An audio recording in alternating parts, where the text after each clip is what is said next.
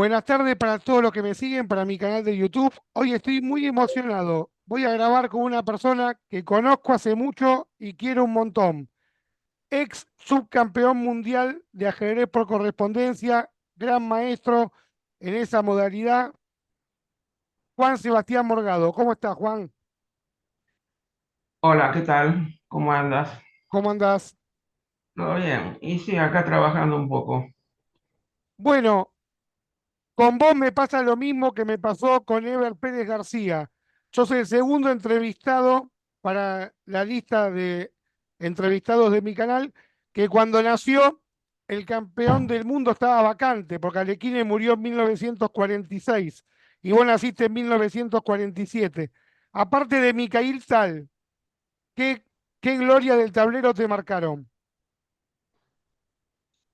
Y cuando yo empecé a ver ajedrez, que fue más o menos a eso de los 10 años, sí, estaba en boga mucho tal, ¿no? Sobre todo yo veía los diarios como La Nación que compraban en casa y ahí salían las noticias de los torneos que él jugaba, incluso hasta, por supuesto, el match. Y no, yo no conocía mucho más en ese momento.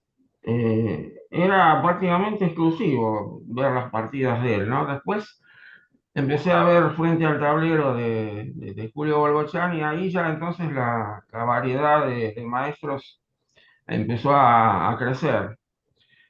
Eh, Botvinnik, sí, por supuesto, Botvinnik en ese momento era el campeón desde unos años antes, del 48, y se pensaba que Botvinnik le iba a ganar fácilmente a Tal. Pero Tal tenía una chispa muy especial y en el primer match le ganó muy claramente. Y yo estaba muy contento con las partidas que iba reproduciendo. Bueno, tu infancia fue en Bellavista. Vos tenés Sí, una mezcla de, de rituales hindúes, también como decía la partida de Bolbochán. ¿Cómo te afectó eso? ¿Cómo te marcó en tu infancia? sí, me marcó mucho porque en realidad mis padres adherían al hinduismo y bueno, yo en ese momento que fui a Bellavista, que se mudaron, toda la familia se mudó allá a un barrio bastante apartado y en ese momento no tenía transporte tampoco. Ah, eh, la Ramakrishna Rama nació en el 32, en 1932, cuando Adelina del Carril de Huiraldes la fundó, y después ella va a la India y está ya como 13 años, o sí, 13 años en Bengala. Ella fue a buscar allá el alma de su fallecido Ricardo, que murió en el 27. Y bueno, todo eso trae una serie de rituales y yo lo llamo a todo eso hoy esoterismo, ¿no? Eh, Son rituales que cuando yo era chico obviamente tenía que atender y se ve que cada vez me gustó menos eso, hacer eso, entonces empecé a jugar ajedrez más o menos a los 8 o 9 años y ahí, bueno, empezaron primero mis padres y el gurú que estaba ahí eh, se, se alegraron, ¿no? Un entretenimiento más que yo tenía. Pero después, claro, cuando empecé a ser más insistente para jugar y no tenía rivales ahí en el barrio ni en ningún lado, empecé a jugar ahí mismo en la Ramakrishna y ya no les gustó tanto, porque decían que yo me estaba distrayendo de los deberes espirituales. Y bueno, eso me asusó más todavía para aprender.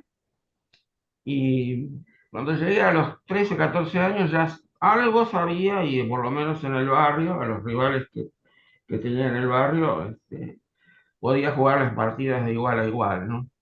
O sea que el ajedrez para vos fue como una vía de escape. Exactamente, sí.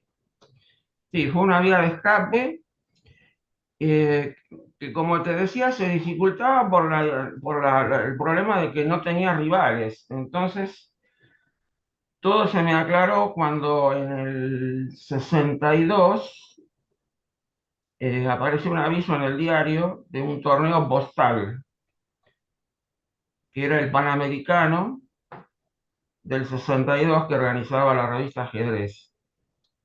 Y no tenía idea de lo que podía hacer eso. Pero me animé y mandé una carta y me contestaron y me incluyeron en un grupo y ahí empecé a aprender cómo se juega ajedrez postal. No me podía imaginar cómo era. Bueno, falta para eso. Déjame que yo te haga un par de preguntas y vamos avanzando. Dale. Déjame. eh, Hay dos personas que colaboraron con esta entrevista, Daniel Pizá y Ever Pérez García. Ahora te voy a contar algo que me contó Daniel Pizá, el maestro FIDE argentino que vive en España. Él me dice, Morgado cuando entrevistó a Tal, le mostró lo de las casillas reales a Tal, y Tal te agradeció porque le mostraste algo sobre él. Contale un poco a la gente qué fue eso de las casillas reales, el libro que escribiste, contale un poquito eso. Sí, la historia de las casillas reales. Sí, eso, ese conocimiento me llegó a través de Sergio Babrenchuk y Raúl Castelli, que eran compañeros del círculo de Villa Crespo. Consistía básicamente en que las piezas de un bando, del bando propio, se dirigieran hacia el rey contrario, al considerar que las casillas que rodean al rey contrario son débiles. Entonces, al atacarlas, tenemos una ventaja adicional. Eso es lo que ocasionaba en Tal esa cantidad de sacrificios, porque el tiempo versus el material, él lo usaba magistralmente. Tal vino acá en el 87 y en el 91. En el 87 yo alcancé a jugar una partida simultánea con él y él jugó el torneo de Santiago del Estero junto con otros grandes maestros, un torneo muy fuerte. Y es ahí cuando le muestro una carpeta que teníamos donde se explicaba lo de las casillas reales. Entonces, él ahí me cuenta que yo sabía más que él, ¿no? O sea que era como una broma que me hacía. Sí, obvio. Eh, Él decía, no, pero mire, yo lo que busco es aire para mis piezas. Entonces, eso también era un tono de broma, ¿no? Y no, Sotlar era un fenómeno, ¿no? Muy simpático. Y él decía que él había estado ahí en Santiago del Estero porque le habían dicho de Río Hondo, ¿no? Que iban a hacer un torneo en Río Hondo. Y él se pensó que era Río de Janeiro. Estaba tan fuera de la realidad que pensó que iba a viajar a Río de Janeiro. Y cuando se vio acá con el calor que hace allá, eh, sufría.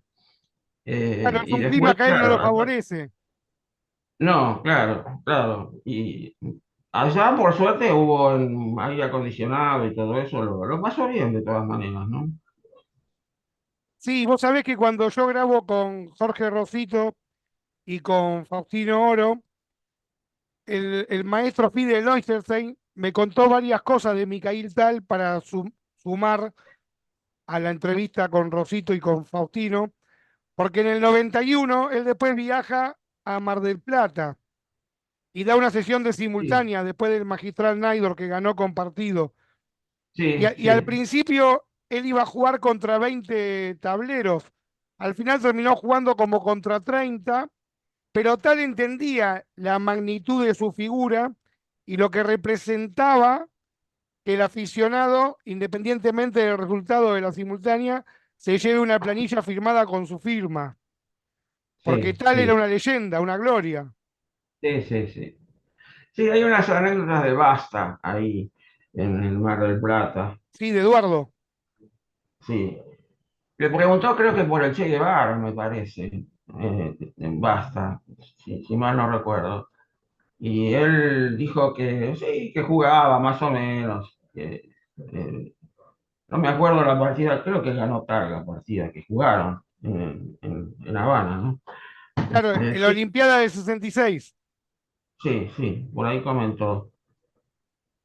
Bueno, recién yo estaba hablando de Mar del Plata, de la simultánea que dio Tal, después de ganar con partido el Magistral Naidor, pero también lo hice como trampolín para que hablemos del Abierto de Mar del Plata de 1982, que compartiste el primer puesto y quedaste segundo con el maestro internacional Luis Bronstein. ¿Qué te acordás de ese torneo? ¿Ese torneo no fue en el 83? Bueno, 82-83. Yo tenía 82 en la base de datos que busqué. Sí, en esa época el torneo había dejado de ser Cerrado. atractivo, ¿no? Entonces, justamente ese año se recomenzó y fue una cantidad de gente importante, ¿no? Pero claro, nos faltaron algunos maestros más los titulados, faltaron varios. Entonces ahí, bueno, el torneo se desarrolló jugando, digamos, los que éramos de primera entre nosotros. Y ese torneo lo ganamos Bronstein y yo en ese momento, hicimos 7,5. Y sí, fue un torneo donde cometí pocos errores y la fuerza de los rivales no era tampoco una cosa de maestro, ¿no? Éramos todos aficionados más o menos de la misma categoría, un grupo de unos 15. Y Bronstein también, sufrió un poco Bronstein, pero también empatamos tres y ganamos el resto. Y compartimos y después él me ganó por el desempate de Buchholz. Sí, vos sabés que Mariano Fraschini me contó que fue alumno de Bronstein y me contó una anécdota muy linda que Naidor quería volver al tablero y le paga a Bronstein para jugar un match de entrenamiento. Entonces Bronstein tenía que ir a la casa de Naidor. Y cuando termina la primera partida de ese match, Naidor le dice, bueno, vamos a analizar juntos. Y Bronstein, con su carácter particular, le dice, no, Miguel, vos me pagaste para jugar el match, no para analizar. Y se fue de la casa sin analizar. Sí, Luis tenía esas salidas, la verdad que era un rebelde Luis. Y fuimos grandes amigos. Yo le publiqué varias notas en Ajedrez Estilo, que él escribía y que eran muy atractivas, ¿no?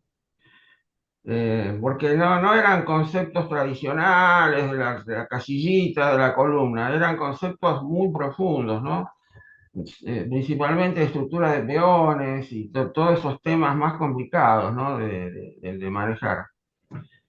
Lamentablemente él era un fumador empedernido y eso al final lo terminó afectando mucho. Bueno, en el ambiente del ajedrez se fuma mucho. Ahora está prohibido jugar fumando. Sí, en aquella época era tremendo el cigarrillo en los salones, en los del club argentino, en los de otros clubes. Era impresionante el humo que había. Bueno, Eduardo Basta era uno de los maestros que luchaba para que prohibieran el humo y el cigarrillo en la práctica del ajedrez. Sí, me acuerdo la lucha de él, sí, sí, sí. Sí. Intentó imponerla allá en Mar del Plata. Sí, Y allá en Mar del Plata hubo torneos que se jugaron en salones muy grandes, entonces eso se logró morigerar, ¿no? Pero él luchaba por eso, sí. bueno, recién hablábamos de Bronstein y de Naidorf. Te llevo a 1978. Argentina organiza la segunda Olimpiada en Argentina. La primera fue el Torneo de las Naciones de 1939, que hizo que estalle la Segunda Guerra Mundial, se queda Naidorf, bueno, la historia que se puede ver toda en mi canal. ¿Por qué considerás en esos tiempos violentos, como me contaste cuando grabábamos como a modo de ensayo, por qué Argentina podía haber presentado un equipazo en el 78 con Naidor, Pano, Quintero, Sanguinetti? ¿Por qué no jugó ninguno de esos cuatro genios en la Olimpiada del 78? Bueno, lo que sucedió es que la FADA, los dirigentes tradicionales de la FADA fueron desplazados en aquel momento del 78 estaban, bueno, creo que Soria, Nogués, me parece, estaban. Y entonces ellos implantaron otro tipo de reglamento. Ellos querían que los maestros jugaran el campeonato argentino y que de ahí saliera el equipo, toda esa nueva reglamentación y no las figuras que en ese momento había. Entonces después cumplieron con lo que habían dicho, ¿no? Y ahí se armó un lío bárbaro porque tanto Quinteros como Naidor hicieron unas notas en Clarín contra la FADA, ¿no? Y sí, efectivamente, el equipo que se presentó no era el más fuerte. Pero bueno, la razón fue esa, ¿no? Y lo del secuestro de Sarlungo, Sí, bueno, el 78, la Olimpiada del 78 fue en realidad programada por los militares como la continuación del Mundial de Fútbol. claro, porque empezó 15 días después que terminó el Mundial.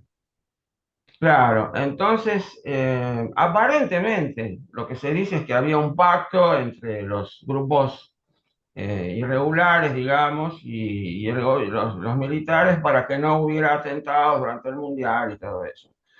Pero una vez terminado el Mundial de Fútbol, volvieron las internas, incluso había una interna militar ahí, ¿no? Entre dos sectores. Y el secuestro de San Lungo fue producto de eso, de que un sector quería imponerse sobre el otro, había cuestiones de dinero también, lo que se decía en ese momento. Y después yo traté de ubicar a San Lungo para hacerle algún reportaje, sobre todo para ajedrez de estilo en aquella época, y no, nunca pude contactarlo, y ya de hecho sabía que él no quería hablar. Lo que sé es que la pasó mal y que, bueno, estuvo unos cuantos días detenido, ¿no? Eh, Secuestrado. Bueno, vamos a hablar un poquito de algunas partidas tuyas para que la gente la busque en la base de datos y se divierta. Hay en el informador yugoslavo número 33 aparece tu partida contra Kletzel, que el gran maestro de Sabo la califica con un 10 y Kasparov la publicó en su libro que escribió con Nikitin sobre la Carocane Scheveningen. Y después también la partida Mauna Morgado, donde también sale a relucir el tema de la teoría de las casillas reales. ¿Qué le podés comentar un poquito a la gente de esas dos partidas? Sí, esas dos partidas se jugaron en el Campeonato Mundial, que empezó en el 78. Y terminó en el Eh, 84. Terminó en el 84, sí. Para esa época, como yo me clasifiqué un poco por suerte, porque había salido segundo en el zonal de acá, latinoamericano, Sí, contale a la gente lo que me contaste, que te avisaron un poquito después, esa alegría que te dieron por la sí, normativa que pusieron, que tenían que competir, contale a la gente. sí, la ICSF en ese momento tenía un faltante de jugadores, entonces querían completar una final de 15 por lo menos. Entonces eligieron al segundo de la zona de Latinoamérica y al segundo de la zona de Norteamérica. Y ahí entramos Balsauskas y yo. Eh, yo tuve mucho temor al iniciar, porque en ese momento las aperturas que yo conocía eran muy escasas y eran básicas, porque en general el temor que existía era colgarse algo. Entonces lo que primero necesité es tener tiempo. Para eso, para colmo andaba sin trabajo en ese momento y había tenido una indemnización de uno de los lugares de trabajo mío del banco. Compré un taxi, medio taxi en realidad, para que trabajara con choferes y pudiera yo tener más tiempo libre. Eso dio resultado ajedrecísticamente, pero el taxi fue mal, chocó, bueno, fue un desastre. Al final lo tuve que liquidar más o menos al año. Esas partidas donde yo utilicé mucho tiempo para pensar en las aperturas, al año de juego ya estaban todas más o menos desarrolladas y yo tenía muy buenas posiciones. Y la partida con Kretzel fue una siciliana en la que él jugó muy agresivamente y yo encontré un tema de casillas reales donde le hice una combinación que prácticamente en la jugada 24 le ganaba mucho material. Y la de Muana, bueno, Muana fue un jugador heterodoxo también cordobés que utilizaba aperturas muy extrañas. Él tenía en Córdoba maestros, digamos, modelos, que por ejemplo uno era Saadi, que las aperturas de Saadi siempre fueron extrañas. Jugaba B4, C4, E4, B4, H4, o sea, hacía cosas rarísimas. Y conmigo inició una apertura rara con el debilitamiento del Franco Rey y bueno, sí, yo aproveché para hacerle una combinación con peones reales y piezas reales y también esa partida sí dio la vuelta, ¿no? Sí. Me pide el maestro Fide, Daniel Pizá, que expliques el inconveniente con el tema del sello postal que pasó con tu partida con Stream. Sí, bueno, los que no conocen mucho el ajedrez postal de aquella época, se jugaba por carta enviada por correo y había una reglamentación que establecía que si no se recibía una carta y pasaba un tiempo, había que reiterarla por certificada. Los torneos duraban, los locales 2, 3 años, y este mundial duró 6, 7 solían durar, porque las partidas con los países europeos del este eran muy, muy lentas.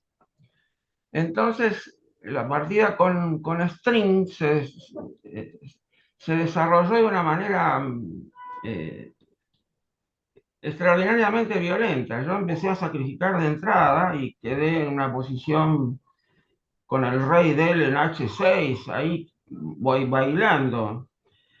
Y me pareció que por la teoría de las casillas reales ahí tenía que haber una situación de, de ganancia de material o de mate. Y cuando llegué a la posición esa me di cuenta que no había nada.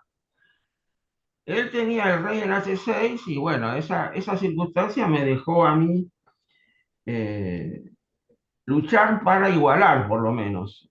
Le molesté de ese rey y ya no buscaba ganar, buscaba empatar, hacer una- encontrar una salvación. En ese momento, en la jugada 19, él hace una jugada imposible, anota en la tarjeta una jugada imposible, tenía que jugar rey F8 y anotó rey G8, que era imposible de hacer. Eso lo sancionaba el reglamento con 5 días de recargo. El promedio de cada jugada era 3, o sea que a las 20 jugadas tenía que tener 60 días como máximo. Él con esa jugada imposible, los 5 días de recargo, tuvo lo que se llamaba primer exceso. Cuando vos, para ganar una partida por tiempo, tenía que ser 2 veces. No se podía ganar en primera instancia. Te sancionaban con primer exceso y tenías que empezar de nuevo la cuenta. O sea que cuando tuvo el primer exceso, empezó una cuenta desde cero nuevamente. Pero este hombre se ve que tenía un trabajo muy, muy duro y creo que era juez o algo así.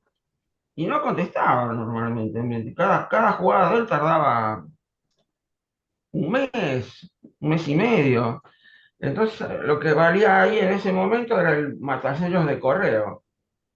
cuando yo escribía mi jugada ponía recibida el 3, contestada el 5, 2 días. Recibida el 5 y contestada el 10, 5 días.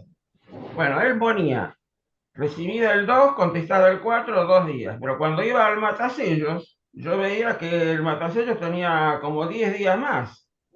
Entonces esos 10 días que él había robado, digamos así, se tenían que cargar al tiempo de él. Y ahí perdía por segunda Llegado- vez.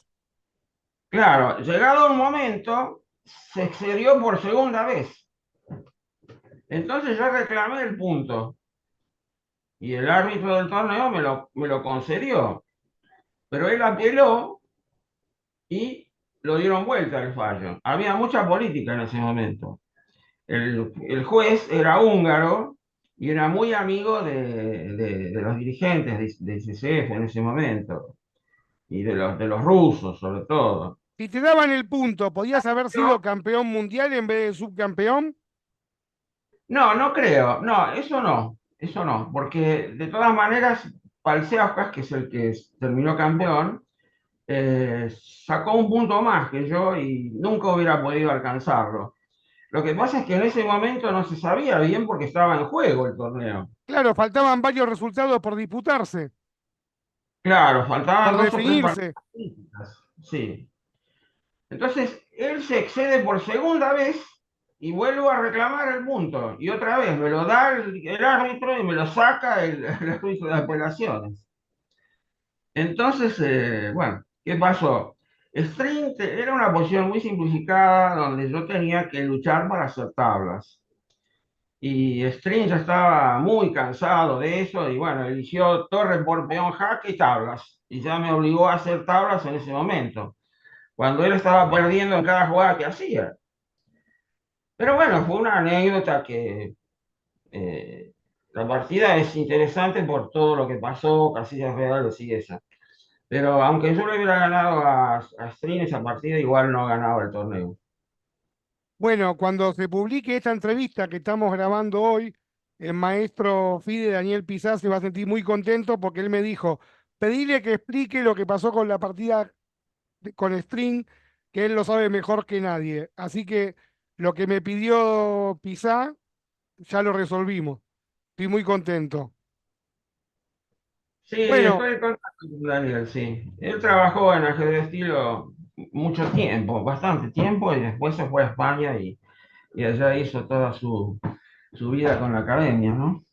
sí, sí, yo grabé con él, ama los Beatles, un crack, profesor de matemática, es un amigo entrañable, Daniel. Bueno, ahora yo quiero hablar de las Olimpiadas y CCF. La jugaste desde 1988 hasta el 2001. En las tres Olimpiadas que jugaste, con la información que me pasaste, si no me equivoco, sacaste 4,5 de 9, 7 de 11 y 9 de 13. ¿Qué recordás en ese periodo olímpico ICCF? Bueno, Argentina estaba muy relegada en lo que era la participación en ICCF. Eh, yo participé de movimientos como la Fundación de CADAP, cuyo objetivo era que toda Latinoamérica se juntara más jugadores y con eso tuviéramos más fuerza para tener representantes en los campeonatos mundiales. Fíjate que el primer latinoamericano que jugó en mundial fue Celso Sánchez Pozo, un venezolano, un hispano venezolano, muy fuerte. Y eso se logró por un torneo que se había jugado 10 años antes. Porque no tenían en ese momento, cuando se jugó el torneo, no clasificaba, pero cuando empezó aquí a hacerse más fuertes los torneos para clasificación, entonces decidieron recurrir a un ganador del torneo anterior que había sido 10 años antes, que fue Celso Sánchez Pozo. Y después vinimos Moana y yo, que jugamos posteriormente. Entonces, las Olimpiadas, generalmente las participaban equipos que no eran eran visitados, o sea, los amigos de los presidentes o de las comisiones directivas. Entonces no se clasificaba nunca. Después, bueno, muchos años después, cuando fundamos el Círculo de de Ajedrecistas Postales Argentinos, ahí logramos una inserción mundial muy importante y en aquel momento se estaba jugando ya por email, que fue la etapa más nueva de aquel momento para transmitir las jugadas. Bueno, ahí por lo menos no puede pasar lo del sello postal. Ya con el tema No, del mail tenés la fecha, tenés la hora, tenés todo. no, ahí no, era estricto, ¿no? El mail te daba horas, minutos, segundos. Claro, En ese momento juntamos un equipo muy fuerte, donde estaba Roberto Álvarez, después estaba Berdichevsky, estaba Roca, Copié, Alfredo.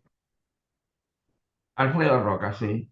En ese momento ganamos el grupo preliminar, pero por goleada, todo por email, rápido. En un año se terminaban los torneos, no como antes que eran dos, tres, cinco. Era la partida rápida. Y nos clasificamos para la final. Entonces ahí tuvimos la oportunidad de formar un equipo fuertísimo con los seis primeros del ranking. Habíamos hecho un reglamento donde iban a jugar los mejores seis rankeados de ese momento.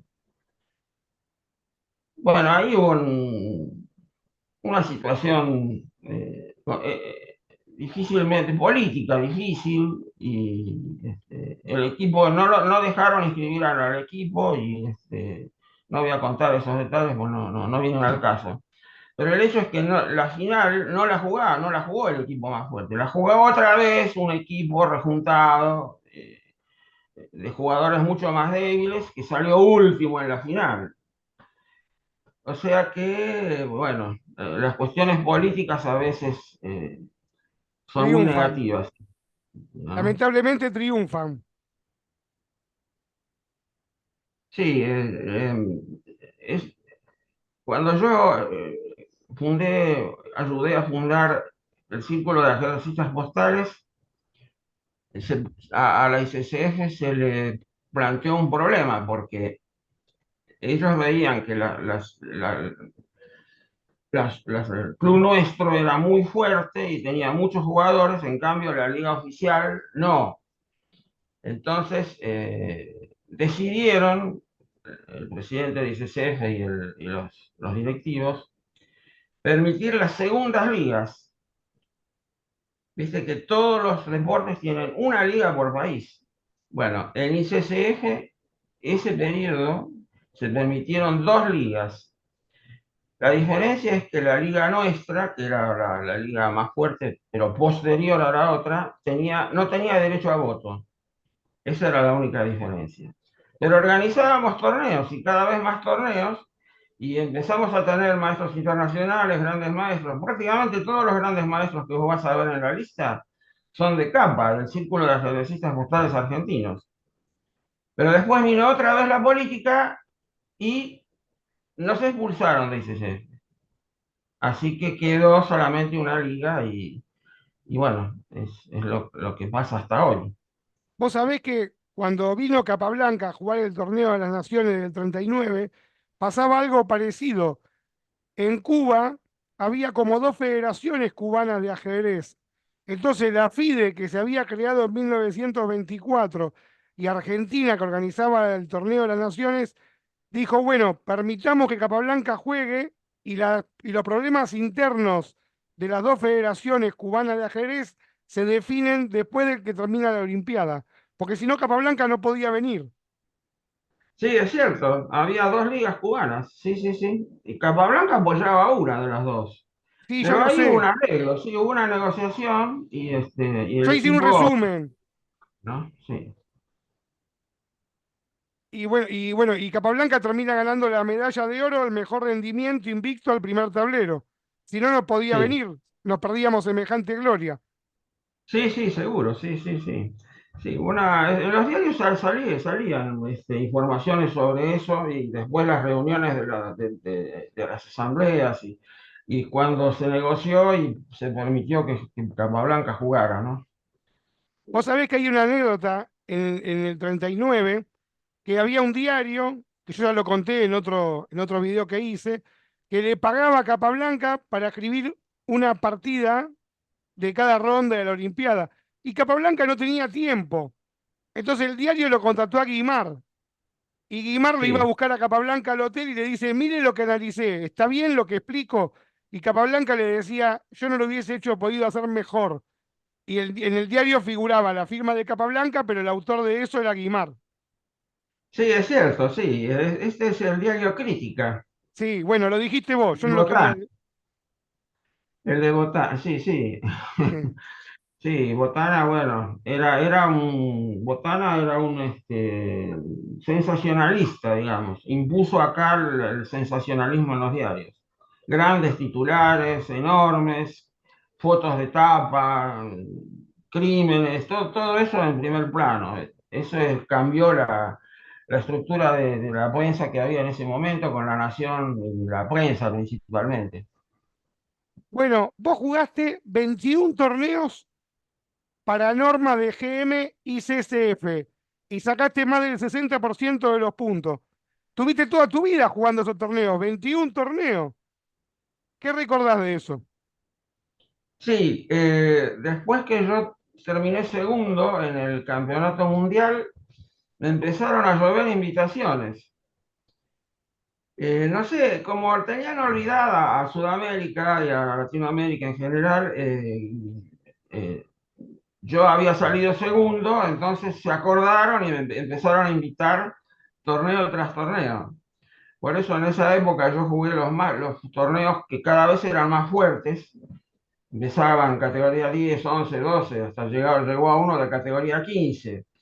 Me invitaban a todos los torneos y yo en ese momento estuve como 10 años sobrecargado de partidas y jugando bastante mal. O sea que en algunos de los torneos de esos 10 años yo salí debajo de la mitad de tabla. En otros más o menos alcancé hasta estar cuarto o quinto. Y mi etapa posterior de normas de GM fue cuando empezó, digamos, año 95 más o menos. Ahí empecé a jugar muchos torneos fuertes, pero con menos partidas accesorias, ¿no? Porque entonces ahí es cuando logré las normas de GM 11 normas. Una locura. Sí, ya había aprendido a analizar más rápido y no necesitaba usar tantos días.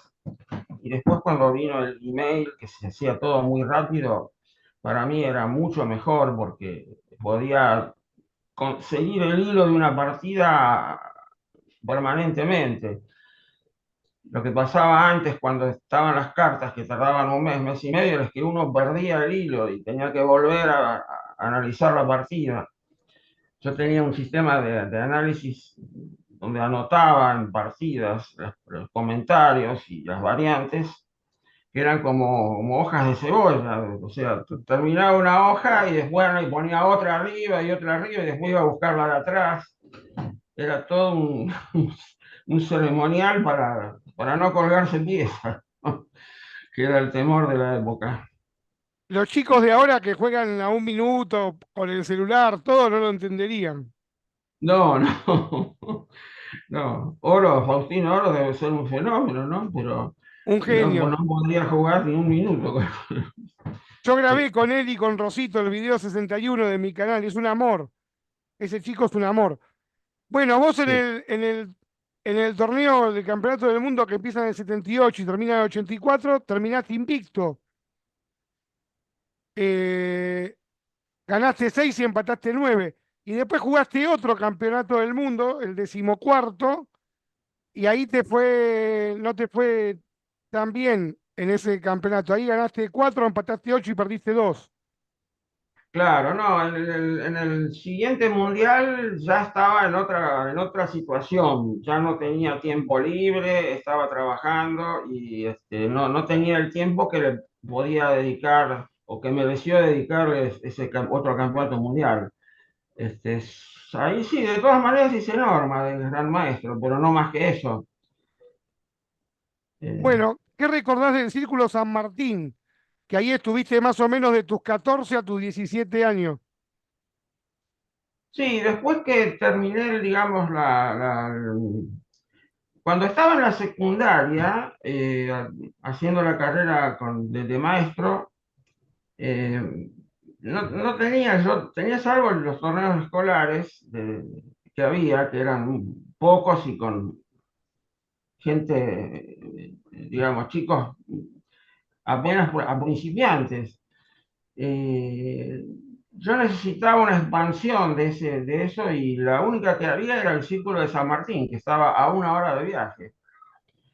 Entonces, en un momento dado, a ver, eso debe haber sido en el 60, yo tenía 14, en el 61. 61, Eh, cuando tal había perdido el campeonato del mundo.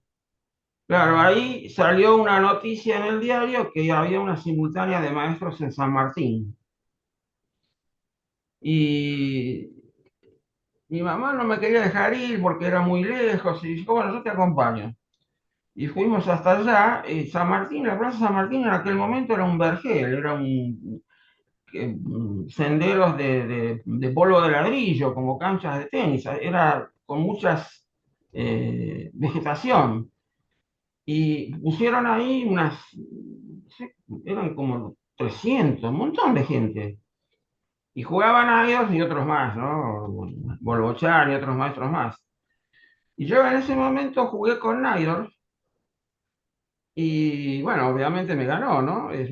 Muy fácilmente. Y de ahí quedó un contacto con los directivos del San Martín, que en aquel momento eran Haddad, José Haddad, entre otros, ¿no? Estaba José Rodríguez, que también era directivo, Ramón Rosal.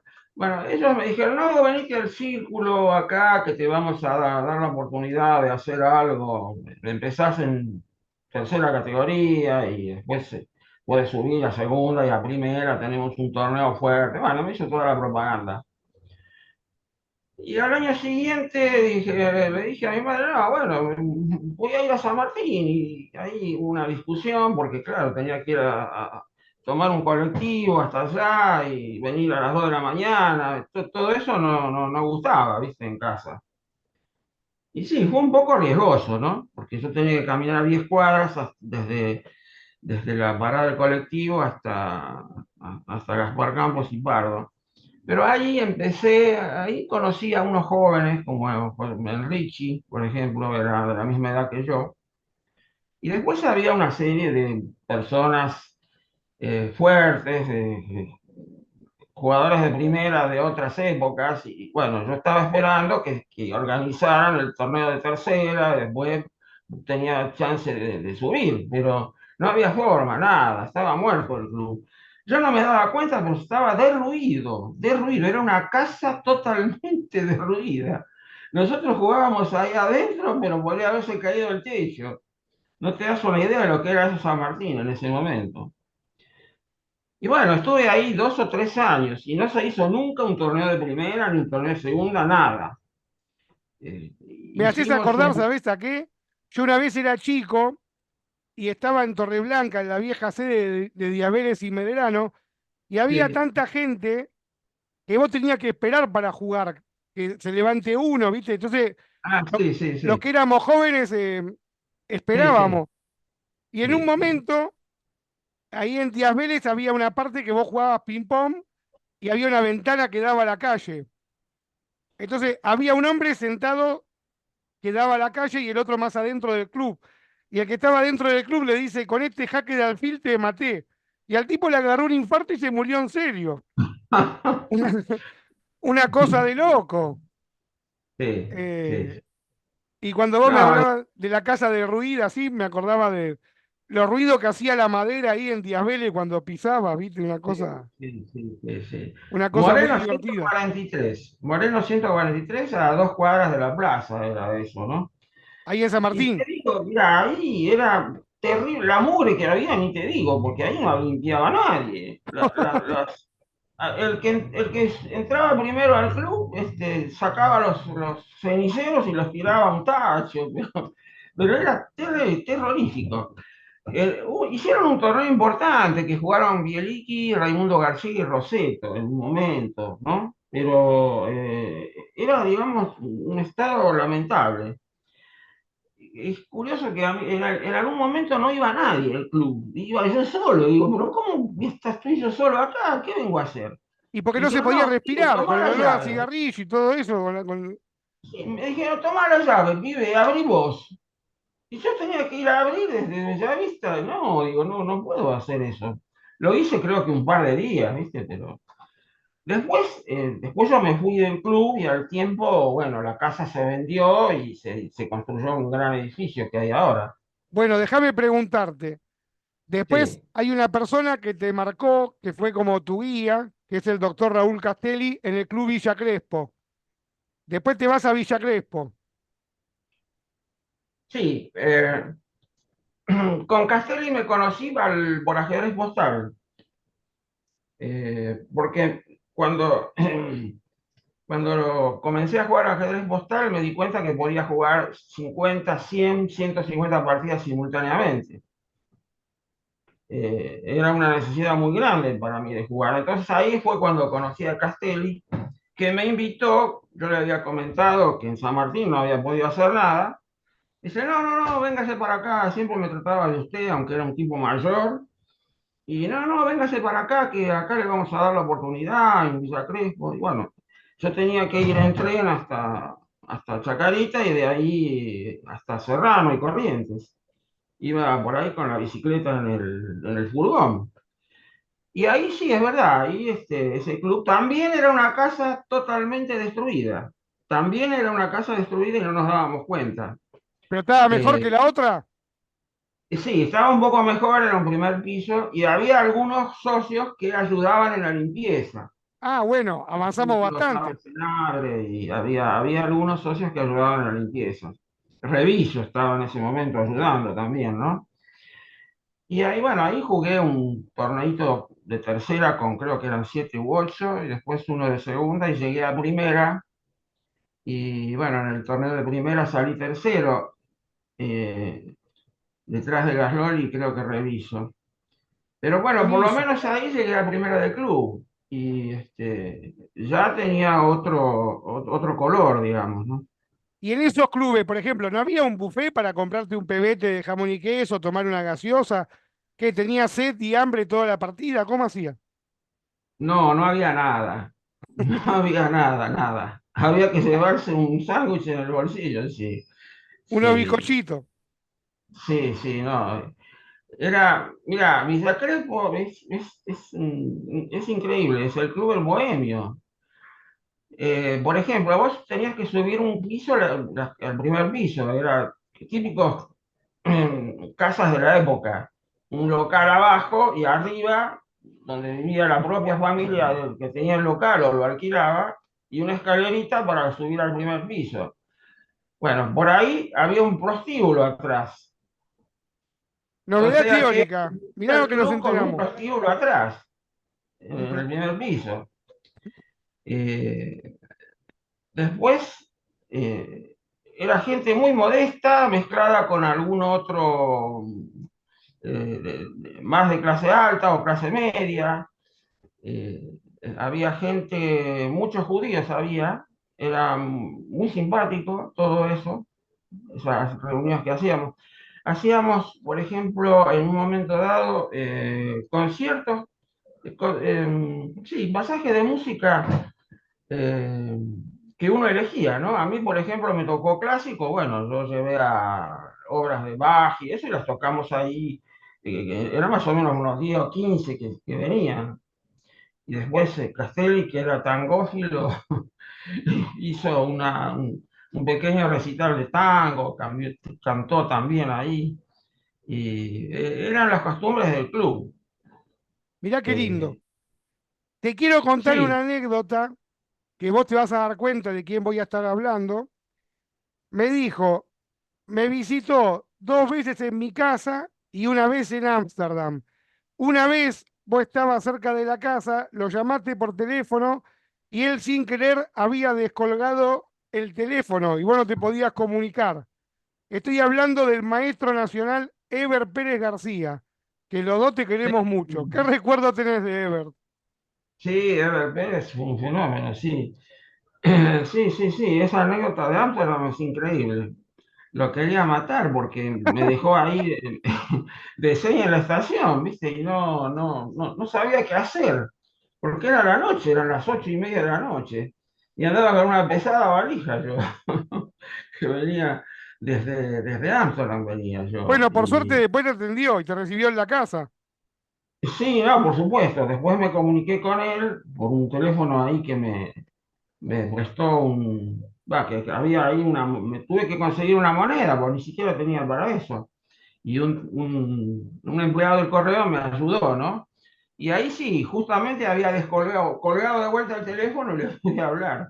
Y estuvimos ahí un par de días también, sí, sí, sí. Bueno, qué lindo, es un gran amigo, Ever. Yo también grabé con él, miré la entrevista, está muy linda. Bueno, vos me contaste en otra grabación que hicimos de ensayo los libros que te marcaron, ¿no? Ajedrez moderno de Wilkerman, los tomos de Grau y un libro de ajedrez anecdótico de Castaño. ¿Qué Sí, recordás de esos libros? sí, el de Barney Winkelmann fue el primero que vi, ya de la parte de la adolescencia, cuando no tenía idea, solamente había visto las partidas de los diarios. Después vi el de Castaño, que también fue un libro muy interesante para mí porque tenía posiciones brillantes, acertijos, tenía todo ese tipo de anecdotario, también tenía anecdotario. Era un libro muy atractivo para los que comienzan, ¿no? Y después los de Grau los leí posteriormente. Bueno, vos aparte de las casillas reales de tal, también incursionaste como autor de libros y mezclaste un poquito el ajedrez y la política. ¿Querés compartir un poco de eso? Sí, yo empecé a escribir algo de libros, más o menos en 2008,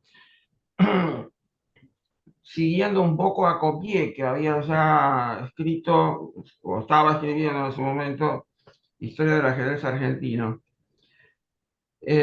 Claro, todo el tiempo hice revistas yo hasta ese momento, desde revistas de ajedrez postal, eh, hasta ajedrez postal americano, también hice varias. Y después colaboraba con Peón 4 Rey, la revista de Castelli. Cuando empecé, teniendo la librería, yo tenía ciertas facilidades para conseguir material, porque había ajedrecistas que vendían sus colecciones, otros compraban. En ese toma y daca yo obtenía muy buena información histórica y algún día pensé que podía aprovechar eso, ¿no? Entonces empecé a hacer unas recopilaciones así, un poco primitivas al comienzo, pero después organicé un archivo más sistematizado, que es el que tengo hoy, muy grande. Los primeros libros que escribí, bueno, teoría de las casillas reales y estructuras reales los escribí al comienzo, eh, los editó Álvarez Castillo. Esos eran libritos chiquititos de 80 páginas que se vendieron muchísimo, era increíble. Tuvieron que hacer una reedición de eso. Eh, Después hice el libro de Roberto Grau, el maestro, en 2008, porque llegué a conocer en ese momento a la hija de Roberto Grau. Qué interesante. Entonces, bueno, la fui a ver y le dije, señora, usted tiene que hacerse el libro sobre su padre, porque, bueno, tenemos lo que él escribió en las revistas, pero necesitamos saber algo más. Entonces, bueno, ella era una abogada en ese momento, mayor, y sí, se enganchó, y entonces empezó a hacer una recopilación de la vida de él, ¿no? Y digo, bueno, señora, ocúpese usted de todo esto y yo me voy a ocupar de partidas, de comentar las partidas, porque mejor que usted no hay para que conozcamos lo de Roberto. Y así salió el libro, ¿no? La parte primera es la parte biográfica que ella escribió y lo que hice después es seleccionar unas partidas. El libro ese lo editó Coligüe y todavía está en las librerías ese librito.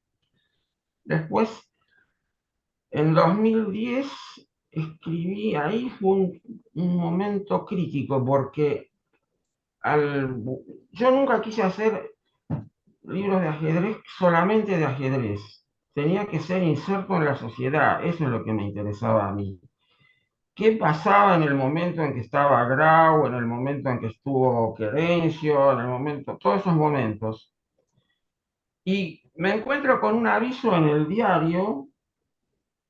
En La Nación había una sección que se llamaba 100 años atrás, que escribía Maschwitz, un periodista conocido. Y justo ese día había salido un match de 1890. Eh, digo, pero ¿cómo 1890? Si no sabemos nada de esto. Si ni siquiera en Pérez Mendoza está, no hay nada. Entonces empecé a investigar ahí, fui allá a La Nación, a la Biblioteca Nacional, y vi, efectivamente, habían hecho un match increíble, ¿no? Entre Tagliaferro y Gigena. Desconocido totalmente. Gigena era el profesor que salió en Juvenil. Y Tagliaferro era un comerciante. No hay datos de Tagliaferro, por ejemplo. Sabemos que él viajaba a Cuba y venía, pero nada más que eso. Y ese match justo se interrumpió por la revolución del 90. Y eso me obligó a leer sobre la revolución del 90. Bueno, y ahí la verdad que me causó una depresión enorme porque eso fue algo horrible. Fueron como 800, 900 muertos en 2 días, una cosa tremenda. Y el match se tuvo que reanudar posteriormente a que la revolución se terminara. Entonces, bueno, ahí hice un libro que se llama Sangre y ajedrez en el parque, donde relato las dos cosas. Relato el match y relato también la revolución del parque. Para eso tuve que leer un montón de libros y documentación porque no había nada, y menos aún que hubiera un match de ajedrez en ese momento. Así fue. Bueno, qué lindo todo lo que decís. Bueno, en 1980 se juega el match Kornoy-Polugayevsky, que lo gana Kornoy 7,5, 6,5. Y ahí vos te juntaste con Claudio Amado, que él había logrado, por el permiso de la FADA, poner un stand, y él logró el permiso, y vos con unos pesos empezaste con tu primera venta de libros. Contale a la gente cómo fue eso. Sí, eso fue muy casual, ¿no? Porque en realidad con Amado yo tenía una cierta amistad, pero nos encontrábamos en los torneos, nada más. Él era de La Plata, Él ¿no? es de La Plata, sí. Creo que fue campeón juvenil argentino. Era un muchacho que había sufrido algunos problemas en la infancia y había hecho la carrera de geología en La Plata y se había recibido o se estaba por recibir. Y en los torneos juveniles él andaba muy bien. Y en uno de los torneos me dijo, mirá, tengo acá una chance de que por mi amistad con la gente que está dirigiendo el ajedrez acá, la FADA, podamos poner un pequeño stand ahí en el... Y yo le dije, no, pero si yo no vendí nunca libros, no tengo idea. Y, bueno, pero si tenés unos mangos, le digo, sí, pues unos mangos puedo tener, pero bueno, al final me convenció. Y compré una pequeña cantidad de libros en El Caballito, que en aquel momento era un semi-mayorista de libros que estaba en Avenida La Plata. Y con eso armamos un pequeño stand ahí. Y bueno, sí, fue muy bueno la experiencia porque había una cantidad de gente enorme, ¿no? Ahí en los pasillos. Y bueno, fue una muestra de lo que es el público argentino, ¿no? Porque se festejaba cada victoria de los dos jugadores de manera futbolera, los subían en andas. Cuando a Poluga lo subieron en andas, no sabía qué hacer, ¿viste? Porque no era costumbre para él. Y estaba la señora que estaba preocupada, a ver, ¿no? No sé si Que vos le pasara recordás algo, que ¿no? Naidor publicó una vez en Clarín el día que llovieron papelitos y fue Sí, sobre el sí, match Polugayeski-Kornoy. sí, sí, sí. No hubo muchas partidas definidas, o sea que toda esa cuestión de futbolera que lo llevaban en andar no se dio siempre, se dio, calculo que por lo menos dos o tres veces de todas las partidas que jugaron. Pero en general también estaba la cuestión comunista y anticomunista, y ¿no? Había gente de ambos bandos, la mayor parte eran occidentales, obviamente, ¿no? Pero lo apoyaban más a Korno que a Poluga. Bueno, ya en esa época, en el 80, eh, Kornoy había abandonado la Unión Soviética. Claro, exactamente. Por eso estaba la feroz discusión, y él todavía estaba en una situación donde, con ciertas persecuciones, ¿no? Aunque él no estaba afuera, pero Kornoy no podía jugar en los torneos de ellos. Y estaba discriminado en ese momento. Sí, había torneos que si jugaba Kornoy, digamos, la cúpula de la Unión Soviética no mandaba jugadores, se peleaban, o era bastante tirante la cosa. Sí, en esa época lo que vos vas a notar en el ajedrez internacional es que había torneos de la cortina y torneos de Occidente, donde no había intercambio. Los torneos de la cortina eran todos rumanos, alemanes, húngaros, también rusos, también, de países de esa zona. Y los torneos occidentales eran los de Europa y Estados Unidos. Bueno, pero eso también pasó en los Juegos Olímpicos. Por Sí, ejemplo, los también. Juegos Olímpicos de Moscú 1980, los que estaban en contra de la Unión Soviética no viajaron a Moscú. Y en Los Ángeles 84, los amigos de Estados Unidos, o sea, los soviéticos no fueron a Los Ángeles 84.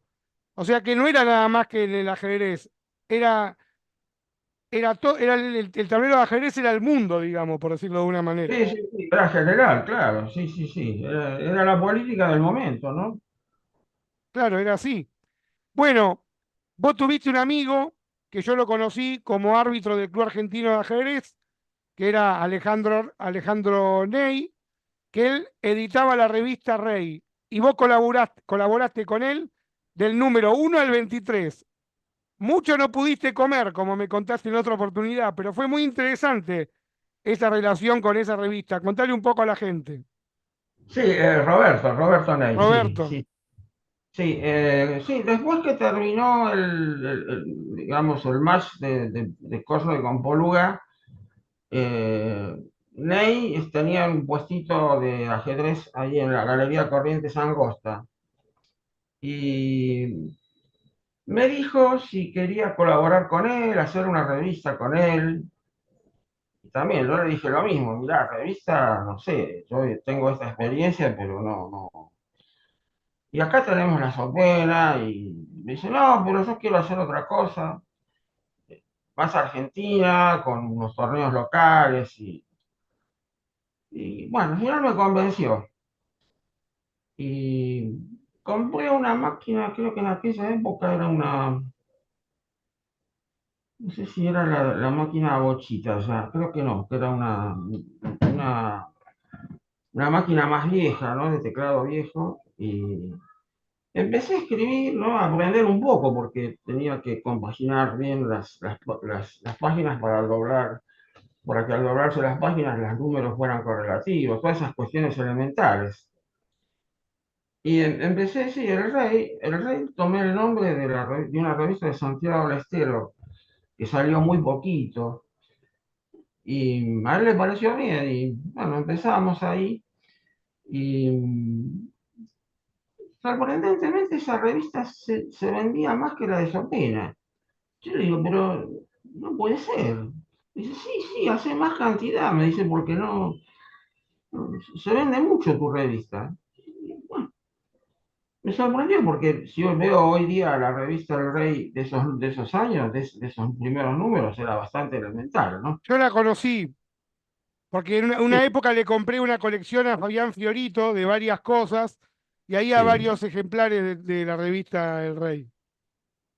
Sí, sí. Después, claro, fui aprendiendo y fue mejorando tanto la parte interior como las tapas, ¿no? Y en un momento dado también coincidió con Malvinas. Y ahí, bueno, tuve que tratar el tema, fue un momento complicado. Son dos números creo que fueron, eh, salieron con temática de Malvinas. Y salió creo que, sí, 18 19 por ahí, no, el 21 20 por ahí, cerca del final de mi actuación en la revista. Y no podía escribir mucho sobre Malvinas porque la situación acá, ¿viste? Yo me parecía muy mal. Nosotros íbamos a comer pizza los viernes, un grupo, ¿no?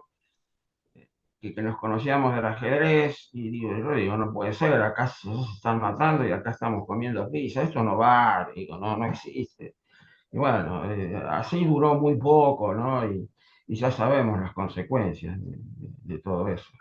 Bueno, ¿cómo nace Perú 84? Bueno, se suponía que Ney me tenía que pagar un honorario, algo, por hacer la revista, pero bueno, se ve que el negocio no era muy rentable y mirá, hoy no te puedo pagar, bueno, te retiro un boletín. Y así estuvimos casi 2 años, donde a veces me pagaba, a veces no. Y le digo, mirá, Roberto, digo, fíjate, porque yo ya no tengo la situación económica como para estar haciendo todo así para pulmón. Y bueno, como eso no se arregló, un día dije, bueno, le digo, Roberto, mira, yo me voy a intentar poner una librería y, y después seguir solo, ¿viste? Así que, bueno, en ese momento eh, quedé para organizarme ahí y al comienzo fue una cuestión, no tenía ni teléfono en la oficina, en Perú 84.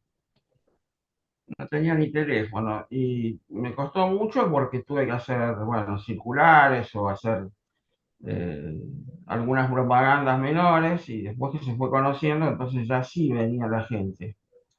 Y ahí, bueno, yo me daba cuenta que tenía que hacer una revista para que la librería prosperara.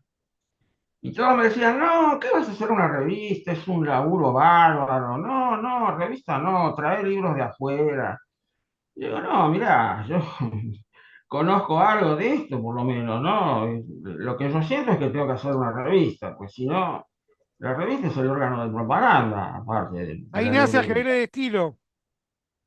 Y ahí es cuando se crea Ajedrez Estilo. Sí, al principio la llamé El Rey porque yo estaba compenetrado con el nombre, ¿no? Entonces el primer número le puse Rey Argentino. Recién Y hablabas después de ya Malvinas. empecé a poner Ajedrez Estilo. recién hablabas de Malvinas, y yo me acuerdo cuando yo compraba el ajedrez de estilo, que siempre salía un artículo al principio que decía, acaban de meter preso a Jaime Ema, siempre salía, siempre Ah, estaba sí, preso Jaime Ema. sí, sí, sí, sí, sí. No me acuerdo exactamente qué publiqué, pero sí, fue todo, hay un libro de Emma, La cárcel de los Rodríguez A, se llama el libro, donde él cuenta que eh, él era un buen instructor, ¿no? de ajedrez. Y bueno, Rodríguez habló con él en un momento y le dijo, mira, vení acá a San Luis, que yo te pongo una escuela, la dirigís y vas a tener un buen pasar. Hasta le dio una casa. Y por esas cosas, ¿no? Rodríguez Sá se volcó después al básquet y se empezó a pelear con Emma por diversas razones. Algunas eran pavadas, otras, no sé, eran más sustanciales, pero el hecho es que se peleó feo con Emma y lo echó. Le tiró abajo la casa, o sea, fue una cosa pero bestial. Y Emma contó eso en un libro, La cárcel de los Rodríguez A, años después, ¿no? Y Emma estuvo presa en un momento y desde la cárcel se entrevistó con Grondona en el programa que era Tiempo Nuevo. Y ahí es cuando sale a la luz, porque ese programa es muy, muy visto y ahí toma conocimiento de la población todo lo que pasaba ahí en ese momento. Bueno, para ir cerrando esta hermosa entrevista, quiero que le cuentes a la gente qué fue lo del Fischerandom, qué fue lo del match que no se hizo entre Eugenio Torre y Pablo Ricardi. Estaba Fischer en el medio, cómo Fischer te fue a comprar a la librería. Sé que tenés la firma de la factura que le hiciste y todo el cariño que, todo lo que hablaste con Bobby Fischer, que para muchos es el más grande de la historia. Contale a la gente esa etapa de tu vida, tu encuentro con Bobby Fischer. Sí, en aquella época el CEO de Clarín, Sittenblum, se había ido a la prensa. Y Sittenblum era muy ajedrecero, digamos, muy aficionado al ajedrez. Y bueno, ahí estaba vinculado con Quinteros, ¿no? Y Hiedra, otra gente ajedrecista. Y ellos empezaron a tener contacto con Fischer, que estaba en Budapest.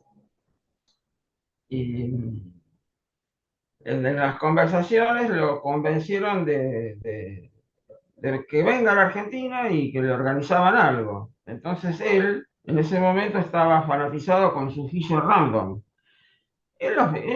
Bobby en ese momento quería jugar con Kasparov, pero sabía que no podía con él en ese momento, no había forma. Entonces buscaban el Fischer Random una forma de que por ahí Kasparov no tuviera tanta ventaja en las aperturas. Entonces vino con esa idea. Y la idea también se completaba con un match que no iba a jugar él, sino Ricardi con Torre, Con el con el filipino, con Eugenio filipino. Torres. Sí, lo que se supo es que había un presupuesto para eso, la provincia de Buenos Aires lo iba a bancar, la lotería, en ese momento estaba Duarte, y habían establecido unos $200.000 de presupuesto. Eran, creo que 100.000 para Fischer, 15.000 para los argentinos, Ricardi y para Torre. Y después había otros gastos como el reloj, ¿no? Que era un reloj que sorteaba las piezas, tenía un dispositivo para sortear las piezas con que se iba a empezar cada partida. Era más o menos un presupuesto redondo de eso. Yo me acuerdo que Fischer primero vino acá al Salón Jaureche en la ciudad y hubo una conferencia de prensa ahí donde Fischer habló pestes de los rusos, que lo habían robado y bueno, en realidad ya nadie lo conocía a Fischer, porque él ya hacía mucho tiempo que estaba fuera de la información internacional. Sí se interesó a alguna gente que es más ajedrecista, que lo conoció más. En ese salón habría, no sé, 30 o 40 personas había, y vino Andy Kuznetsov y le regaló un Ludomatic a Fischer, y Fischer lo miró con cara de pocos amigos y lo sacó, no le gustó nada. Y sí, se puso a hablar ahí de los rusos y de todo eso. Y explicó también que iba a jugar el match de Fischer Random, que era un nuevo ajedrez y que había organizado para que Ricardo y Torre jugaran ese match. Vino un mes antes de la fecha Fischer y estuvo acá en Buenos Aires rodando por todos lados. Se hospedaba en el Hotel Claridge. Y en un momento dado apareció por la oficina, acompañado por Hiebra, ¿no? Que lo guió hasta ahí El que donde era tenía presidente del club argentino, Armando Hiebra. Armando Hiebra. Sí. Y bueno, y fue todo un acontecimiento, porque estaba, yo solo estaba, creo que estaba mi señora y estaba dos o tres clientes, no más. Y bueno, él hablaba castellano bien, ¿no? Podía entender, él estaba locuaz, digamos, ¿no? ¿Por qué viniste? ¿Qué querés hacer? Y contó ahí todo esto, hablaba también de los rusos, ¿viste? Era terrible, y de los judíos también hablaba, ¿no? Porque estaba enojadísimo con él, con los judíos, ¿no? Porque aparentemente lo había traicionado un abogado en Estados Unidos, el abogado de él, ¿no? Allá viste que se hacen los famosos lockers, tenía todos los libros ahí en un locker y el abogado, bueno, dejó de pagar y le remataron todo. Bueno, estaba de mal humor. Eh, y entonces estaba ahí, vino un mes antes, estaba lleno, tenía una riñonera con plata y un peligro era. Eh, Después, ese mes vino dos veces a la librería. Y cuando vino la segunda vez, yo le llamé a gente, amiga, acá, para que vinieran a ver, ¿no? Y ahí se hizo un grupo mayor dentro de la librería y habló con varios que estaban ahí. Y después, bueno, terminó mal todo esto, porque el match finalmente no se hizo. Se sabe que se robaron la plata, que esos $200.000 los cobró alguien por ventanilla. A Fischer le dieron una excusa baladí de que, no sé, primero dijeron que Ricardo estaba enfermo, no sé, babadas. Y yo fui hasta La Plata a ver todo eso. El primer día estaba todo fenómeno y cuando empezó el match ya no fui, no había nada y ya había mal humor ahí. Y bueno, se confirmó después que no se iba a hacer ese match y Fischer quedó muy mal. Todavía vino una vez más a la librería, pero estuvo solamente, abrió la puerta, saludó y diciendo que se iba.